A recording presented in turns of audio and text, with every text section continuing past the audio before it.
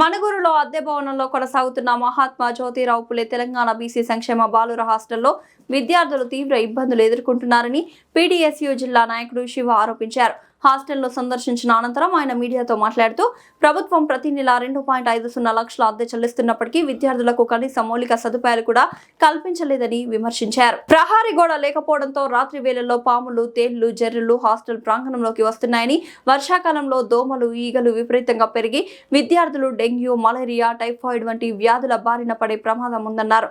చెత్తా చెదారం, డ్రైనేజీ మధ్య విద్యార్థులు నివసించడం అత్యంత దురదృష్టకరమని ఆవేదన వ్యక్తం చేశారు.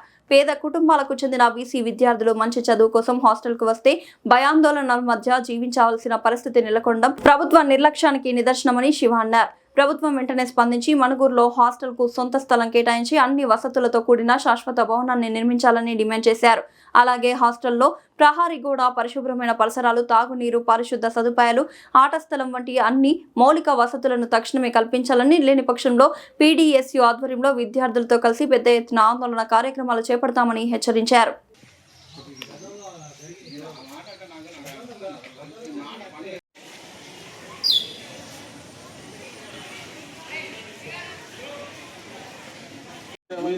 ఇన్ఫర్మేషన్ ఇచ్చుకోవాలన్న వాళ్ళు వచ్చారని చెప్పి పంపించాలి. ఎవరైనా పేరెంట్స్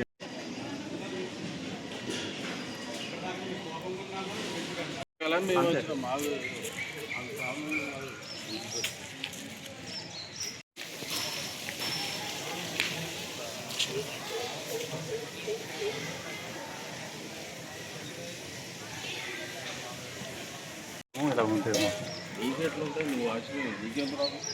ఎవరైనా వచ్చినా ముందు ఇన్ఫర్మేషన్ పేరెంట్స్ వచ్చినా లోపలికి ఎలా చేయాలంటే ఫలానా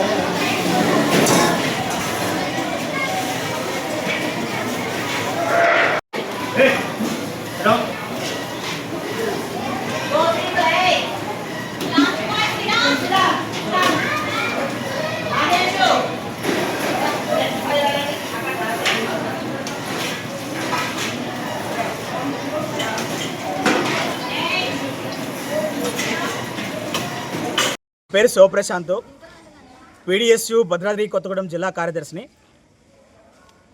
ఈరోజు మణుగూరు బీసీ బాయ్స్ గురుకులాన్ని సందర్శించడం జరిగింది. ముఖ్యంగా ఇక్కడ ఉన్నటువంటి సమస్యలు సొంత బిల్డింగు లేకపోవడంతో కొంత ఇబ్బందులకరంగా మారుతున్నటువంటి పరిస్థితి. తక్షణమే ప్రభుత్వం, జిల్లా కలెక్టర్ కానీ అట్లాగే సంబంధించినటువంటి బీసీ గురుకులకు సంబంధించినటువంటి హైయర్ ఆఫీసర్స్ కూడా స్పందించాల్సినంత అవసరం ఉంది. వెంటనే ఇక్కడ సొంత భవనాన్ని కేటాయించాల్సినంత అవసరం ఉంది. ఒక స్థలాన్ని కేటాయించి భవనాన్ని నిర్మించాల్సినంత అవసరం ఉంది. కాబట్టి తక్షణమే చేయాలని చెప్పేసి కూడా పీడీఎస్ డిమాండ్ చేస్తూ ఉంది.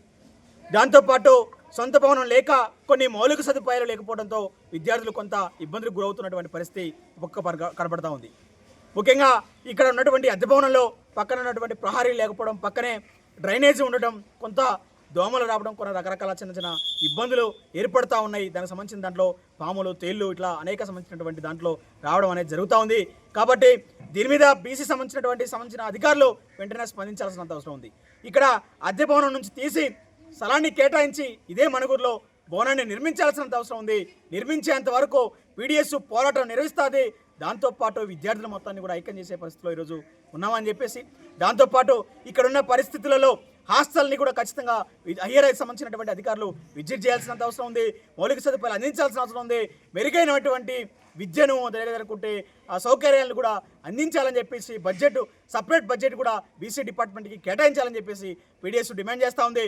రానున్న రోజులలో ఖచ్చితంగా సొంత భవనం ఏర్పాటు చేసేంత వరకు కూడా పోరాటం నిర్వహిస్తామని చెప్పేసి జిల్లా అధికారులని అట్లాగే జిల్లా కలెక్టర్ని ప్రభుత్వాన్ని హెచ్చరిస్తూ ఉన్నాం.